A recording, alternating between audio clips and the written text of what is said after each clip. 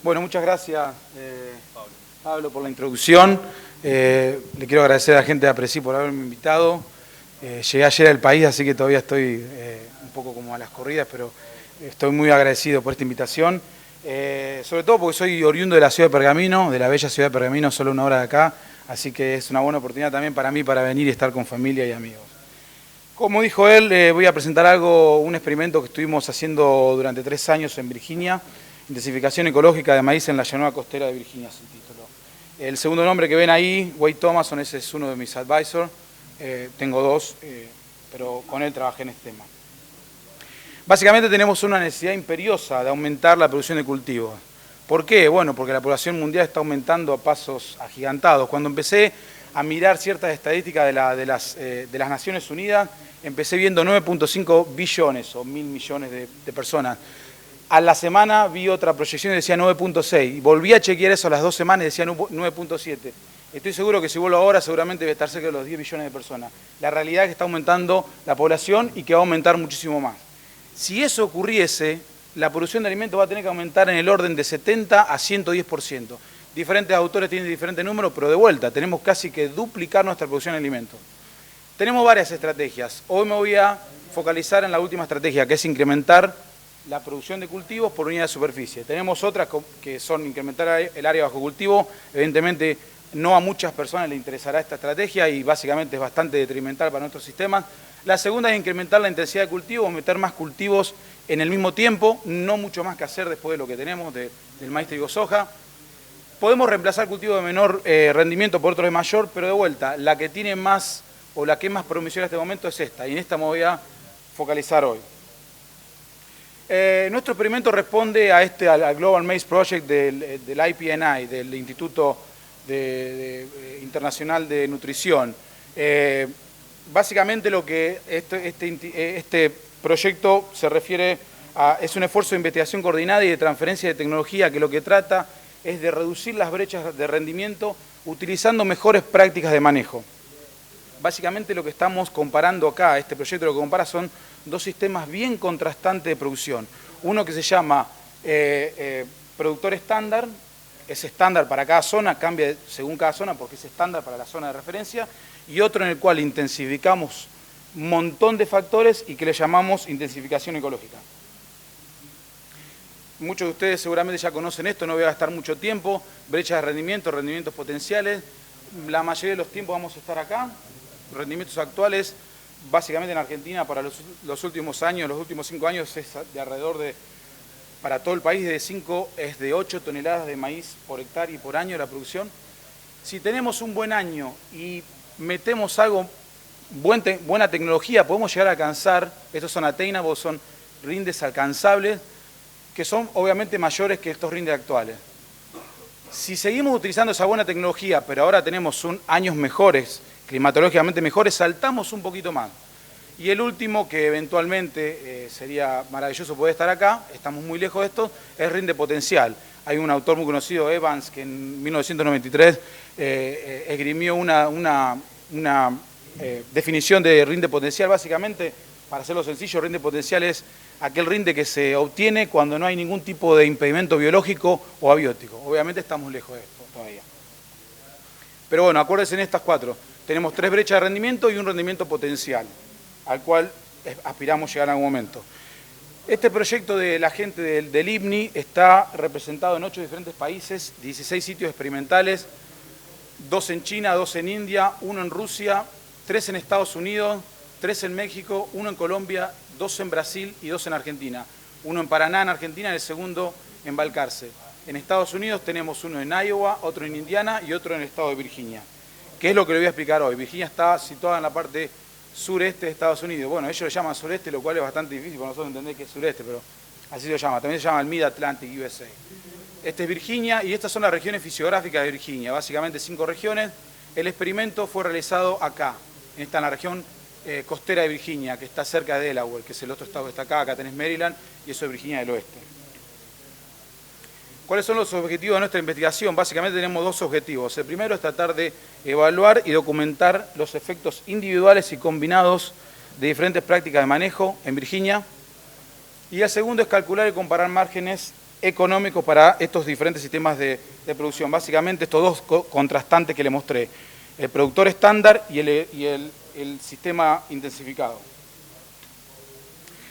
¿Qué pasó durante los últimos 50 años en los rendimientos de maíz en Virginia? En el eje Y le estoy mostrando los rendimientos promedios de Virginia en megagramos por hectárea, la serie histórica de años, y esta es la curva de mejor fit, la curva de mejor ajuste. Estos son los promedios para cada decenio, de 71 al 79, 81, 89 y así sucesivamente. Básicamente en los últimos, del 2010 al 2016, la producción se ha aumentado más de 40% respecto a 50 años atrás. Y esta producción, este es el RIND actual, la primera barrita roja que les mostré, esta producción hoy por hoy es igual a la producción promedio nacional argentina, que de vuelta es de 8 toneladas por hectárea y por año. Pero el rendimiento potencial es muchísimo mayor. Este es un granjero casi estrella en Virginia. Estuve hablando hace poco con César Belloso, no sé si César está por acá, y estábamos organizando una reunión con productores de Apresid, querían visitar Virginia y querían visitar a este granjero. Este es David Hewla, este está en una ciudad que se llama Charles City, que está en la parte esa, en la llanura costera. En el 2013 produjo una producción de 454 bushels por acre. Si quieren pasar de bushels por acre a kilogramos por hectárea, multiplican por 62,77 y eso te da kilogramos por hectárea. Transformado en megagramos, esto es casi 29 megagramos por hectárea. Cuando todo el mundo pensó que eso era absolutamente irrisorio, este tipo viene en 2015 y produce 33,4 y tiene el récord mundial, este es el récord mundial absoluto histórico registrado. Seguramente vendrá algún granjero y dirá que tuvo un poco más que eso, pero registrado este es el récord absoluto histórico de maíz, lo cual es gigantesco, imagínense. Puedo hablar después un poco más, en el tema de las preguntas les puedo comentar un poco más las cosas que utiliza este granjero. Este es el perfil de un buen suelo entre comillas, de la llanura costera de Virginia. Básicamente los primeros 10-15 centímetros, suelos arenosos, seguidos de suelos altamente arcillosos. Suelos ultisoles. Si ustedes se fijan en el mapa de suelos en Argentina, solamente van a ver suelos ultisoles en la puntita norte de Misiones y en alguna esporádicamente y muy dispersados en Corrientes. Básicamente no tenemos suelos ultisoles, o sea que para nosotros esto es bastante raro. Pero son suelos altamente arenosos en la superficie, altamente arcillosos después de los 15 centímetros, que han sido sometidos a un desgaste y un lavado terrible en tiempos ancestrales, pero que hoy por hoy, debido a las bajas pendientes que tienen, no tienen grandes problemas de erosión. Y acá, en esta parte, en la parte costera de Virginia, es donde se registran, donde está la mayor cantidad de cultivos de hilera de todo el estado. Un poquito sobre las temperaturas y lluvias en Virginia durante los últimos 25 años. Esto lo llama normal, estos son, dice el promedio del 81 al 2010, porque son los datos accesibles para el estado de Virginia. En el eje Y le estoy mostrando las temperaturas promedio en grados centígrados. En el segundo eje Y le estoy mostrando las lluvias en milímetros, lluvias acumuladas, y esta es la estación de crecimiento de maíz en Estados Unidos, básicamente. Se siembra en abril, mediados de abril, un poco más al oeste de Virginia se siembra a principios de mayo y se cosecha en septiembre, octubre. O sea, para todo le tienen que agregar 5 o 6 meses para entender nuestra realidad. Básicamente, si ustedes ven las temperaturas promedio, son muy similares a la de la región pampeana. 25.5 en julio, que es el mes más cálido y es el mes en donde se registra generalmente el periodo crítico de formación de rendimiento del maíz.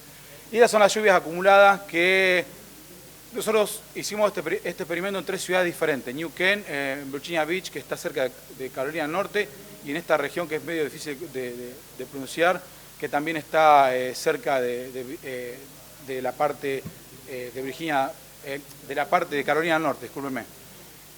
Básicamente también muy parecido a la región pampeana, Pergamino, sur de Santa Fe, durante la estación de crecimiento 650 milímetros acumulados de lluvia.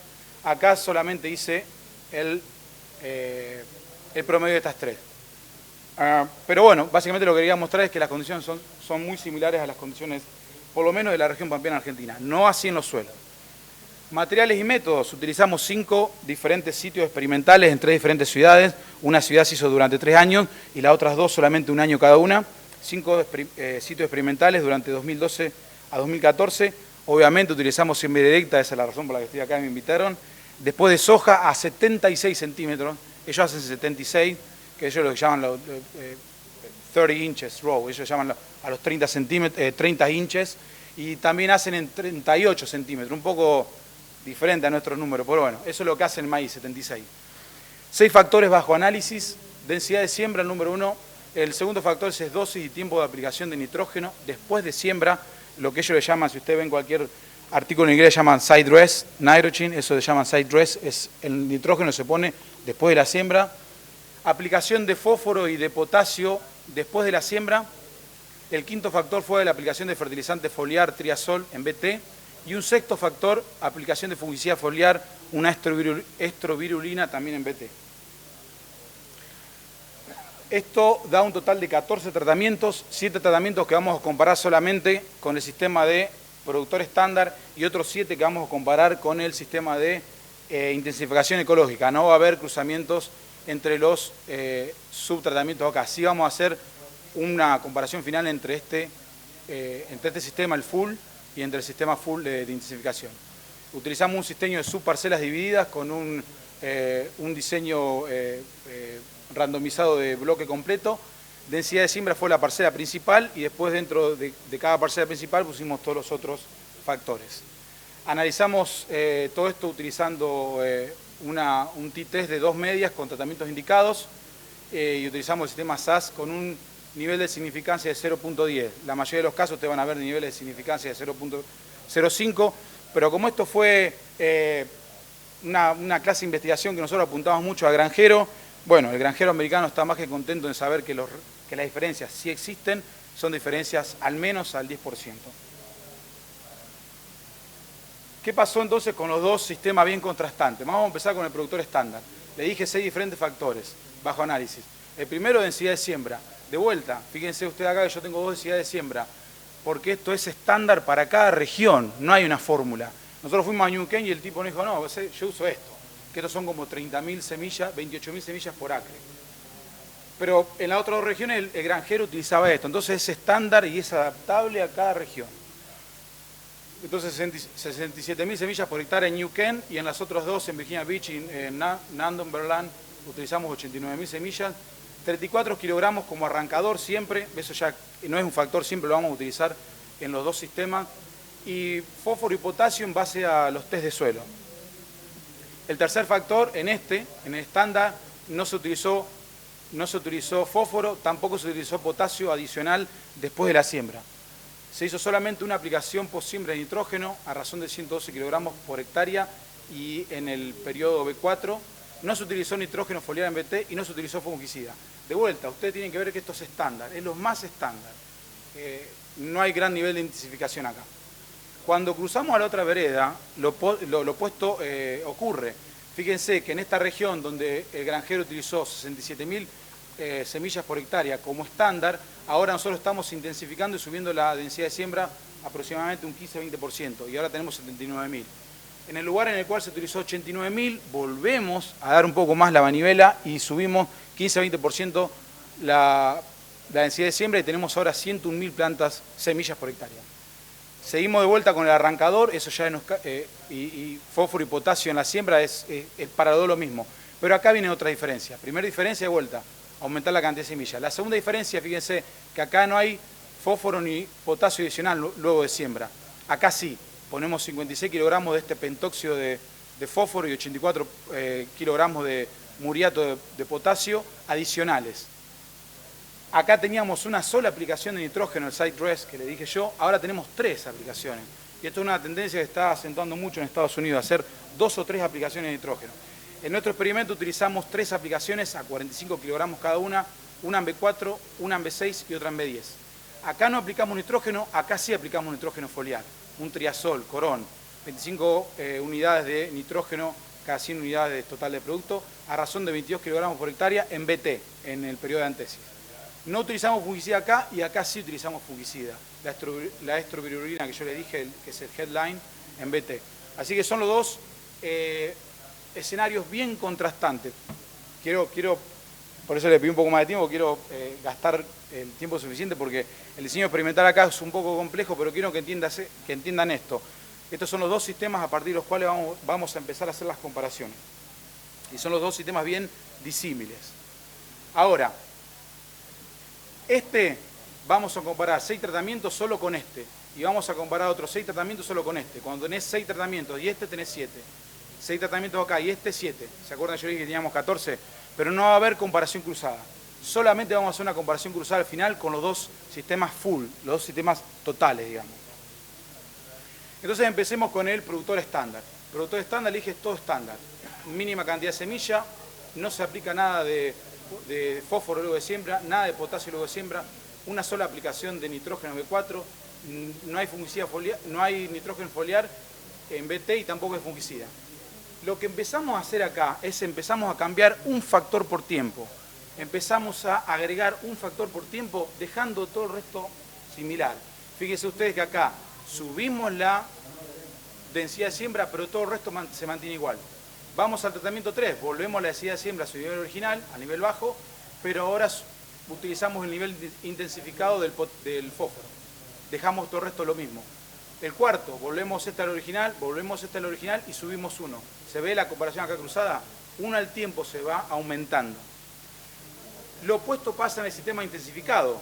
Empezás con todo lo mejor, ¿sí? Todo sí, 3 aplicaciones de nitrógeno, máxima densidad de siembra, y empezamos a bajar al estándar, 1 a tiempo, ¿sí? ¿Se entiende? Acá subimos 1 al tiempo al nivel intensificado y acá bajamos 1 al tiempo al nivel estándar. Es una comparación que diseñó esta gente del IPNI y que te permite poder utilizar 5 o 6 factores. Ustedes si hacen cualquier experimento con más de 3 factores, verán una cantidad impresionante de interacción y cosas que no quieren ver, cosas que no les interesa. Y bueno, esta es la única manera de hacer un factorial incompleto, se llama esto. Es un sistema factorial incompleto, es la mejor manera de hacerlo. Entonces, de vuelta, en la intensificación ecológica empezamos con todo lo mejor y vamos bajando el nivel estándar 1 al tiempo, manteniendo el resto lo mismo. ¿Sí? Por ejemplo, el 12, mantenemos la población alta, seguimos aplicando fósforo después de siembra, seguimos aplicando potasio después de siembra, pero en lugar de hacer las 3 aplicaciones como tenía el sistema intensificado total, bajamos a 1. ¿Sí? Bajamos 1 al tiempo, subimos 1 al tiempo. Esta es otra manera de verlo. El sistema estándar vamos incrementando 1 al tiempo y todo el resto queda lo mismo. Para el sistema intensificado vamos bajando 1 al tiempo y todo el resto queda lo mismo. ¿Alguna consulta respecto a eso? Porque el sistema experimental es un poco complejo. Puedo parar y explicarlo un poco más si tienen alguna consulta. Vayamos un poco a los resultados. Tenemos 5 diferentes localidades, voy a explicar lo que tengo en los diferentes gráficos por primera vez y la explicación esta se mantendrá cierta para el resto de la conferencia. En el eje Y tenemos la diferencia de rendimiento entre cualquiera de los 6 tratamientos con el control. Este es el productor estándar. Por ejemplo, en este caso, si ves algo que dice 605, significa que el productor estándar, que le mostré yo era todo estándar, el productor estándar versus este tratamiento en el cual dejamos todo lo mismo, pero solamente ponemos un poquito más de semillas, hay una diferencia de 605, o sea que este rindió un poquito más que este en el cual solamente cambiamos la densidad de siembra. ¿Sí? De vuelta, y acá tenemos los diferentes 6 tratamientos que se comparan solamente con el productor estándar. Acá tenemos otros 6 tratamientos, pero acá vamos bajando 1 al tiempo, como yo le dije. Empezamos con todo lo mejor y vamos bajando 1 al tiempo, dejando todo el resto lo mismo. Pero siempre se comparan con su control respectivo. ¿Qué pasó acá en el primer año? En el primer año básicamente lo que tuvimos es una cantidad enorme de lluvias durante el periodo crítico, en julio, pero no hubo muchas lluvias en mayo y en junio, que es el periodo de establecimiento del cultivo. Yo creo que esta localidad se sembró el 28 de abril de 2012. Entonces, la primera parte del cultivo básicamente transcurrió con una sequía fenomenal. ¿Qué pasó? Al haber puesto un poco más de semilla en esto, este tratamiento rindió un poco más que el estándar, que el completo estándar, porque las condiciones durante el periodo crítico cambiaron. Las condiciones fueron un poquito mejores y entonces esta cantidad extra de semilla compensó el mal comienzo que tuvo el cultivo. ¿Qué pasó en este caso? No solamente tuvimos bajas precipitaciones al principio, sino que después mejoraron, que fue lo que estamos viendo acá, sino también las temperaturas. Las temperaturas para julio, que es el periodo crítico de formación de rendimiento en Virginia, las temperaturas en julio tuvimos 15 días con temperaturas máximas superiores a 35 grados. Si ustedes saben, más o menos la temperatura óptima para maíz es de 25 a 30. Cualquier cosa que vaya por encima de 30 ya el cultivo empieza a sufrir. Si van por encima de 35 es un desastre, más si eso ocurre en el periodo crítico. Bueno, cuando no se aplicó nitrógeno foliar, de vuelta, empezás con todo lo mejor, pero no vas a aplicar nitrógeno foliar acá, el rendimiento fue mejor. ¿Por qué? Subió el nitrógeno foliar en un tiempo que hubo temperaturas altísimas, por lo tanto hubo menor quemado de hoja. Fue bueno, de hecho, sacar el nitrógeno foliar acá. En el resto de los tratamientos sí hubo diferencias, pero el análisis estadístico no arrojó significancia, así que no voy a hacer mención al respecto. La segunda localidad es la misma ciudad, esta New Quén, pero es en el año 2013. Y las condiciones fueron totalmente opuestas al 2012. En este año hubo hubo muchas lluvias al principio, durante mayo y junio, pero en el periodo crítico, en julio, las lluvias fueron muy bajas. Y acá me noté, las lluvias fueron menores que en 2012 y también menores que los 25 años promedio. Entonces, ¿qué es lo que pasó acá? El cultivo tuvo condiciones de lujo, digamos, al principio. Muchas lluvias en mayo, junio, pero durante el periodo crítico las lluvias fueron muy bajas. Bueno, cuando le pusiste más densidad de siembra y cuando le pusiste una cantidad extra de potasio, el cultivo sufrió respecto a lo que es todo estándar. O sea que en este caso agregar más semillas y agregar más potasio fue detrimental para el cultivo. En este caso no solamente la sequía, sino que este rendimiento negativo se vio acentuado por el incremento en la salinidad. Cuando estás poniendo más potasio y encima tenés condiciones de sequía, la salinidad se va para arriba, un desastre. ¿Qué pasó en este caso? Recuerden de vuelta, empezamos con muy buenas condiciones al principio, malas condiciones durante el periodo crítico de formación de rendimiento. Bueno, acá, cuando se aplicó nitrógeno solamente una vez, comparado con la intensificación ecológica, que se pone todo lo mejor al principio, comparado con las 3 aplicaciones de nitrógeno, cuando pusiste una sola aplicación de nitrógeno, el rendimiento cayó casi 5.500 kilogramos. ¿Qué fue lo que pasó? Pusiste todo el nitrógeno al principio, las condiciones fueron formidables. Hubo un crecimiento exuberante del cultivo, el cultivo fijó un montón de granos, rendimiento potencial, el cultivo también fijó un montón de fuentes, mayor cantidad de hojas, llega al periodo crítico y las condiciones son horribles. Entonces el cultivo básicamente, hay un montón de fallos en polinización, aborto de grano, lo tuvimos, lo medimos, no lo estoy mostrando de acá. O sea que aplicar 3 veces nitrógeno en estos casos, cuando tenés un muy buen comienzo y una mala finalización del cultivo, puede ser bueno, porque está actuando como un seguro del cultivo, no estás poniendo todo al principio. De hecho, si las condiciones son malas al final, decidí no poner la segunda o tercera dosis. Ahora, cuando pusiste todo al principio y las condiciones fueron espectaculares al principio, pero malas al final, pasa lo que pasó acá. Y este es el mayor rendimiento negativo que tuvimos para todo el experimento. Esta es la localidad 3, que es Virginia Beach. Básicamente fue un año espectacular, mejor que todos los otros años, recibimos más lluvias que cualquier otro año y fue mejor, cada mes fue mejor que los 25 años promedio. Lo que pasó es que, bueno, cuando es tan bueno, casi todo respondió. Estas no son significativos, pero fíjense, poner más semillas sobre el estándar, sobre lo más bajo, le agregué un poco más de semilla, fue buenísimo. Dividir el nitrógeno en tres aplicaciones fue espectacular. Agregar nitrógeno foliar fue espectacular. Acá no vimos nada. Pero bueno, este es un muy buen año. Localidad número 4, tuvo un muy mal comienzo, también de vuelta a condiciones de sequía durante mayo y junio y condiciones extremadamente cálidas en julio, más de 20 días con más de 35 grados de temperatura máxima. No hay respuesta en ningún caso. Agregando sobre el estándar o restando sobre lo más intensificado, sin respuesta. Localidad número 5, bastante similar. Este fue el peor año de todo, este fue el año más seco. Agregar sobre estándar o restar sobre lo más intensificado, no hay respuesta. ¿Qué pasa? ¿Se acuerda que yo le dije que, bueno, acá hemos hecho 6 comparaciones con su respectivo control y otras 6 comparaciones con su respectivo control? Pero otra cosa que nos interesó al principio es comparar los dos sistemas bien contrastantes que le mostré al principio. ¿Qué pasa con estos dos sistemas bien contrastantes? Bueno, lo que pasó que es, a través de los años, el sistema más intensificado rindió un 15% más. Básicamente estos son como 1.700 kilogramos de maíz extra por hectárea, comparado con la situación estándar. ¿Qué pasó a través de la localidad y de los años, de esas 5 localidades que les mostré, para cada comparación particular? No quise poner acá ningún análisis estadístico, porque en realidad acá de cierta manera burlé el análisis estadístico. Porque al principio yo le mostré por localidades, porque hubo interacción, localidad y tratamiento. Yo no debería mostrar esto, pero al productor le interesa saber esto. No podés hacer un promedio a través de los años cuando tenés interacción entre tratamiento y localidad, pero es interesante mostrar esto. Acá, cuando vas agregando un factor al tiempo, al estándar, bueno, un poco complicado leer esto, tenés 3 respuestas negativas, 3 positivas, pero me voy a centrar acá. Fíjense qué pasa cuando empezás con todo lo mejor y vas bajando uno al tiempo. Fíjense lo que pasa. Los rendimientos siempre bajan. De vuelta, obviemos el análisis estadístico. Esto nos da un poco la idea del enfoque de sistema. Si queremos que algo funcione, tenemos que utilizar todo el tiempo. Porque fíjense por ejemplo. Tenemos todo lo mejor, pero ahora decimos no, vamos a bajar la densidad de siembra. Baja el rendimiento. Tenemos todo lo mejor, pero decimos bajar este factor. Baja el rendimiento. Y así sucesivamente. Si querés que lo mejor pase, tenés que tener un enfoque de sistema.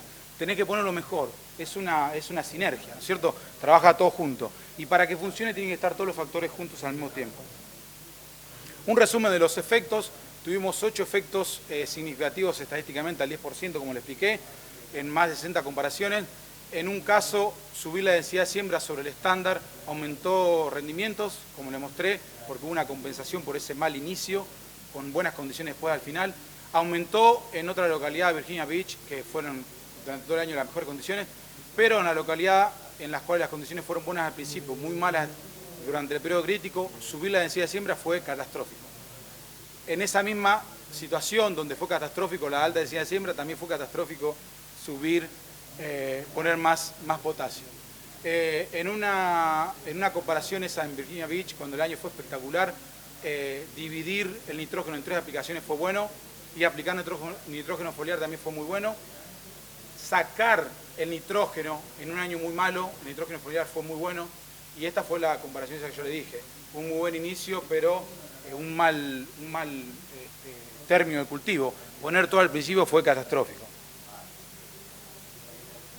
Entonces nosotros nos preguntamos, ¿fueron estas oportunidades de manejo en 2016? Estoy presentando 2016, todavía no quise poner los números por 2017 porque quiero esperar los valores finales de maíz. Esto más o menos 3.8 dólares por bushel, lo pasé a tonelada métrica, y este fue el valor que se pagó promedio en Estados Unidos, 150 por tonelada métrica. De vuelta comparando los dos sistemas disímiles.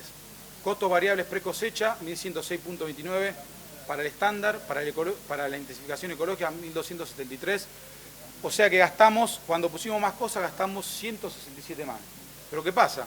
El margen bruto fue de 200, creo que fue 254 dólares más. La diferencia entre los dos fue 87 dólares, como ustedes pueden ver acá. El rendimiento total de que fue el 15% que yo les dije, los 1.700 gramos de diferencia, el rendimiento para este fue 11.8 y 13.5. Ahí tienen los 1.700 kilos de diferencia que le dije. Pero de vuelta, aplicar la mejor tecnología fue un poquito más costoso, pero el productor ganó más plata. Conclusiones. Densidad de siembra alta agregada al productor estándar que incrementó los rendimientos cuando las condiciones climáticas fueron buenas para la totalidad de la estación de crecimiento, al menos durante la estación crítica de formación de rendimiento de cultivo, pero fue detrimental cuando las condiciones fueron pobres durante el periodo crítico de rendimiento. Esto es intensificación ecológica, no es magia, dependemos todavía del clima. Agregar una cantidad extra de potasio en un año que es muy malo climáticamente fue desastroso. Y bueno, nosotros tenemos la pregunta y vamos a seguir trabajando en esto, agregar potasio, fósforo y potasio extra sin seguir los consejos del test de suelo no parece una muy buena alternativa. Varias aplicaciones de nitrógeno post siembra incrementaron los rindes en años con condiciones climáticas promedios y buenas. Cuando fueron buenas, bueno, no hay duda respecto a eso. Pero acuérdense ese año en el cual el comienzo fue muy bueno y el final fue malo. Dividir las dosis de nitrógeno fue una buena estrategia, fue un buen seguro de cultivo.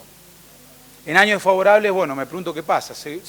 Seguramente también dividir las aplicaciones de nitrógeno en varias oportunidades también es una buena receta, creo, porque si tenés condiciones desfavorables, por ejemplo, elevadas temperaturas y ponés todo en un momento, las pérdidas por volatilización pueden ser muy grandes.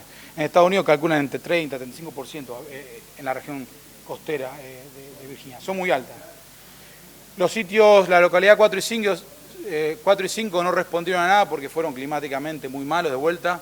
No es magia, es intensificación ecológica, pero seguimos dependiendo del clima. A través de la localidad, el rendimiento para el sistema más intensificado fue de 1.700 kilogramos superior al estándar. Hice un par de cálculos acá porque me interesó esto. ¿Se acuerdan el gráfico ese que les mostré sobre los rendimientos potenciales y brecha de rendimiento? Entonces empecemos a ver un poco.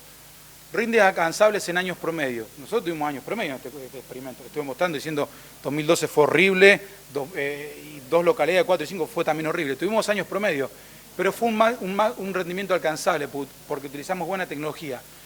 Esa fue la producción del sistema intensificado. Fue de 13.5 megagramos. Cuando lo comparamos con los rindes actuales de Virginia, que de vuelta son los mismos para Argentina, la diferencia es de 5.5. Es la primera brecha. Vayamos a la segunda. El máximo alcanzable cuando tenemos buen año es de hasta 20 megagramos por hectárea. Estuve hablando el domingo antes de venirme con uno de los granjeros, se llama Paul Davis, que tiene este experimento y este año está esperando 20, 21, 22 toneladas. Producen eso. En esos suelos asquerosos que yo les mostré antes, bueno, ellos producen esto, pero ponen un montón de tecnología. La diferencia entre ese máximo alcanzable cuando tenés buen clima y el alcanzable cuando el clima del año no es muy bueno es de 6.5. Es la segunda brecha de rendimiento. La tercera brecha de rendimiento es entre el máximo alcanzable y el rendimiento potencial, lo que este tipo de Vigula consiguió, el récord histórico de maíz, y es de más de 13 megagramos por hectárea. Pero si ustedes se fijan en el punto al cual quiero hacer menciones, fíjense la diferencia gigantesca que hay entre los actuales de Virginia, que de vuelta son los actuales de Argentina, y el rendimiento potencial que este tipo obtuvo. Más de 25 megagramos por hectárea. Muchísimo por hacer todavía. Fue económicamente viable utilizar estas prácticas de intensificación. De vuelta, el productor ganó $87 más por hectárea. Y de vuelta tenemos que utilizar un sistema, un enfoque de sistema. Recuerdan, y quiero volver a esto porque es muy interesante, tenemos todo lo mejor y vamos bajándonos al tiempo, los rendimientos bajan. Si queremos todo lo mejor, pongamos todo lo mejor juntos. Es un sistema. Y con eso me despido. Esta es una foto de Kelna, que es la granja que tenemos donde hacemos gran cantidad de nuestros experimentos. Esa es la dirección mía de correo. Si tienen alguna duda, me escriben en cualquier momento y más que gustoso de recibir consultas.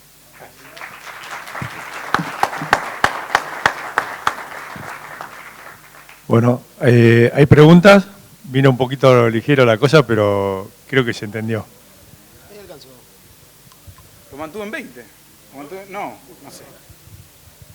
Hola, quería hacer una consulta con lo que dijiste en cuanto a... Acá, estoy yo. De fósforo y potasio, de la aplicación. Entonces todavía no está tan claro si es bueno aplicar sin un análisis previo de suelo. Exactamente, porque termina la pregunta, discúlpame. No, bueno, que no queda claro si en realidad es bueno aplicar o no. Básicamente, y es lo que el Wade Thomason, mi advisor, es el extensionista en todo Virginia, vive viajando y básicamente lo que él dice es, sí, analicen por fósforo y potasio, y todo el mundo lo hace. Pero este es solo un experimento que hicimos ver qué pasaba, no es una buena alternativa, porque ya viste ahí en un año que fue muy malo climatológicamente, agregar una sal cuando ya tenés sequía es catastrófico. Está bien.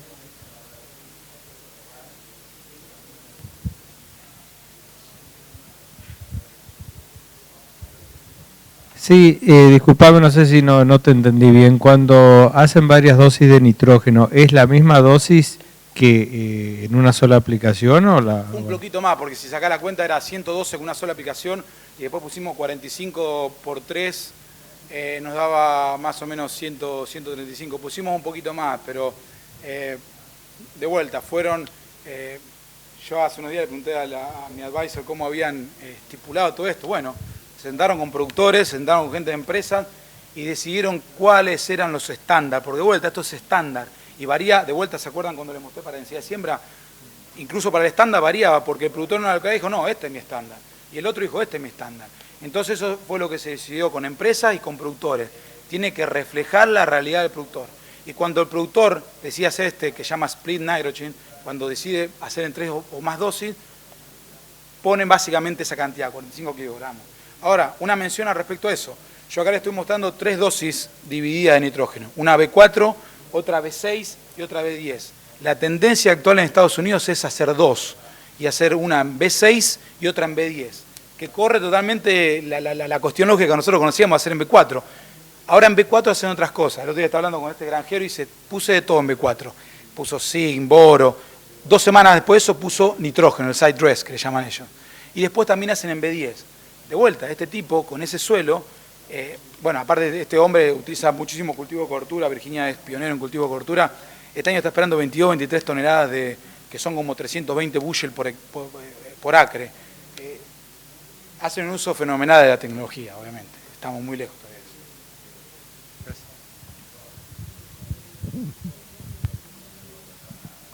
¿Qué tal?